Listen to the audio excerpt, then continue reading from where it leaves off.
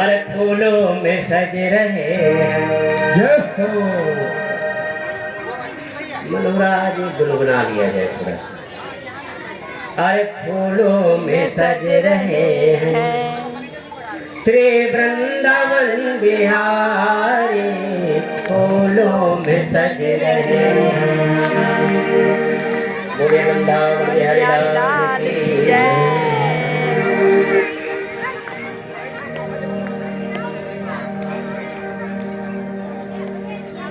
सर्वभ्राच्छदिजमृत ददविद्या तपोव्रतः वित्तेन्द्रया राम याचका विचिन्त्यः।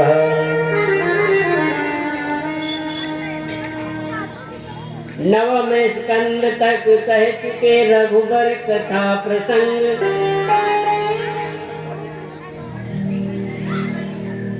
अब नवम स्कंद में सुनो पावन राम चरित्र। भगवान राम को इस संसार में मनुष्य तन लेकर के क्यों आना पड़ा? ऐसी कौन सी आवश्यकता पड़ गई थी? महाराज जी के श्री मुख से भागवत क्या कारण था जो इतना अच्छा भगवान का वर्णन कर रहे हैं? मनुष्य तन लेकर के संसार में आना पड़ा। काकभुसुंडी जी पंछियों को सुना रहे हैं, शिव जी उमा को सुना रहे हैं,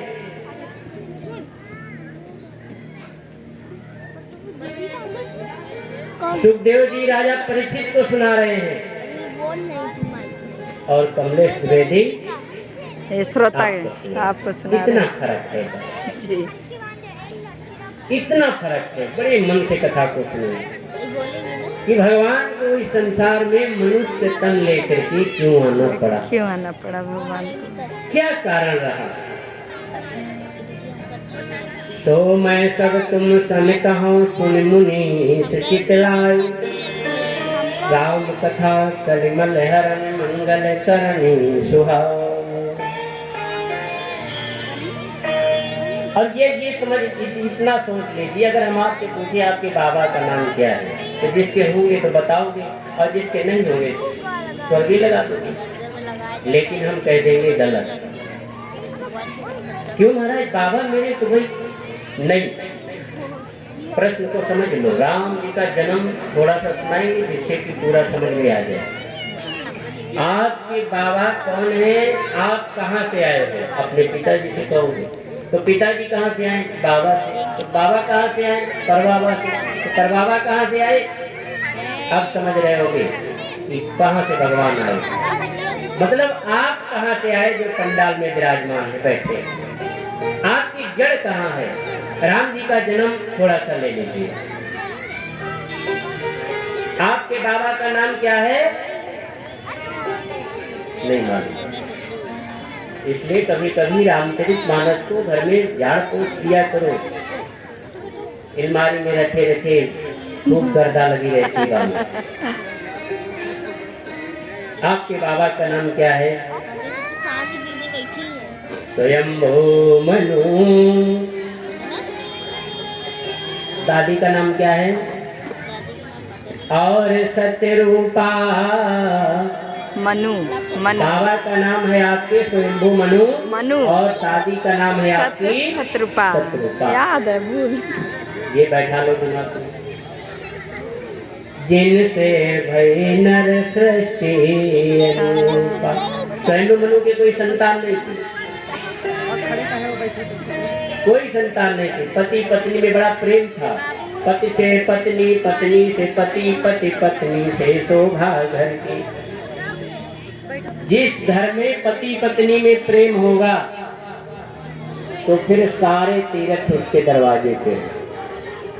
और जिस घर में सास बहू में प्रेम होगा सभी देवियां उस घर में रहती हैं। और जिस घर में बच्चे, सास, और दादी और चूल्हा एक होगा, वहाँ सारे देवी देवता विराजमान हैं। स्वयं आके खा भोजन करते हैं। आजकल शादी बाद में होती, पहले कहते कि बहू को रहने को देख लो कहाँ पर, ये व्यवस्था पहले देख ले। यहाँ पे कथा क्या कह रही है, आइए सुनिए। स्वयंभू मनु और सतरूपा,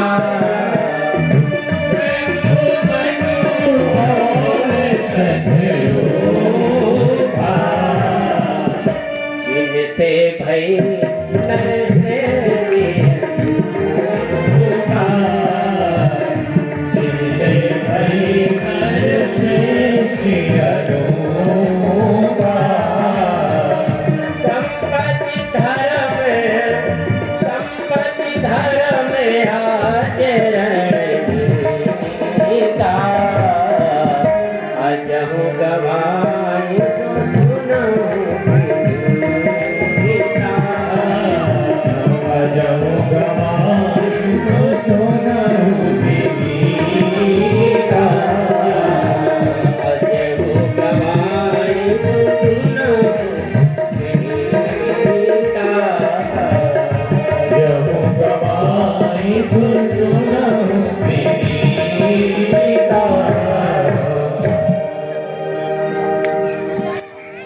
स्वयंभू मनु और शत्रुपा, जिनसे भई निर्शिष्ट दंपति धर्म आचरण मिलता।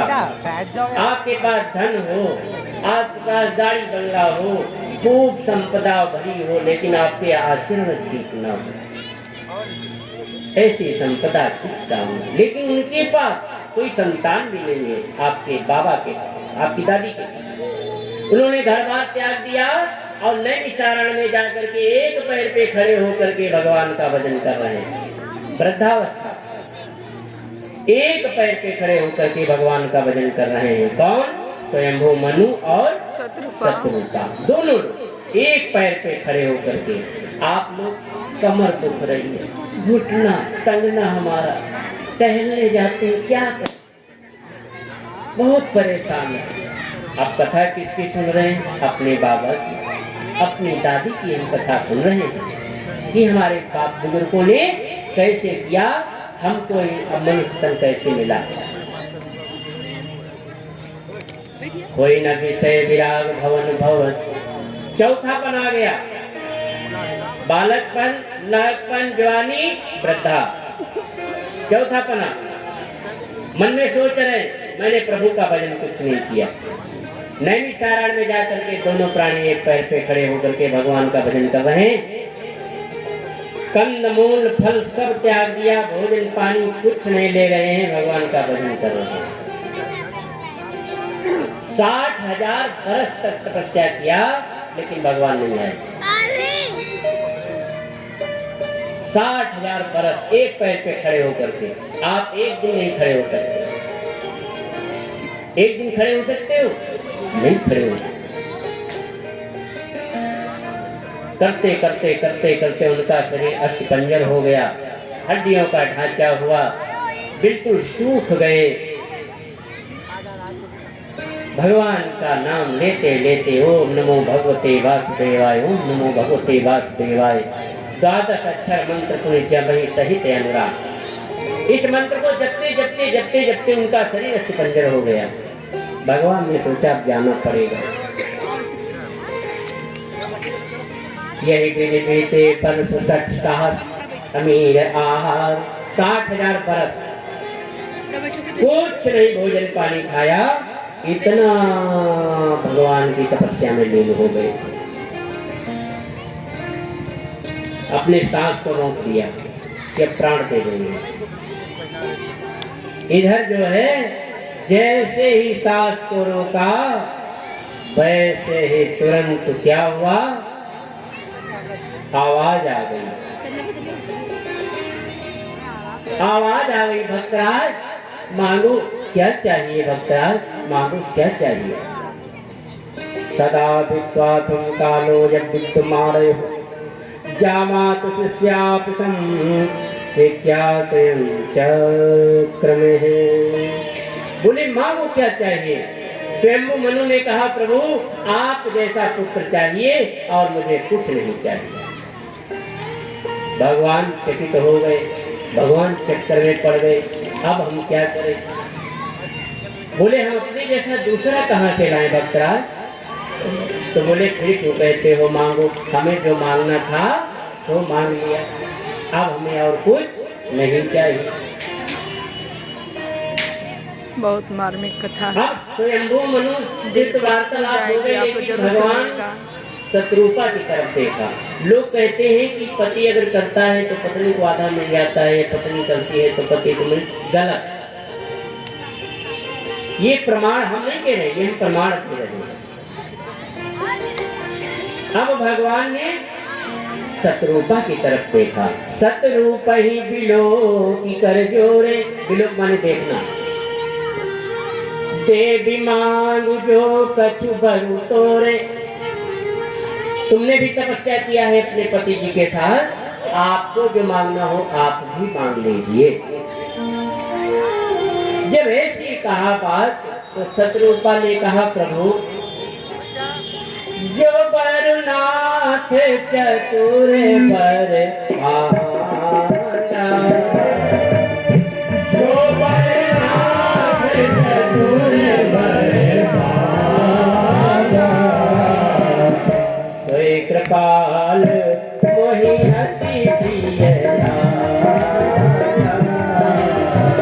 सोई कृपाल मोहि हसी प्रियया।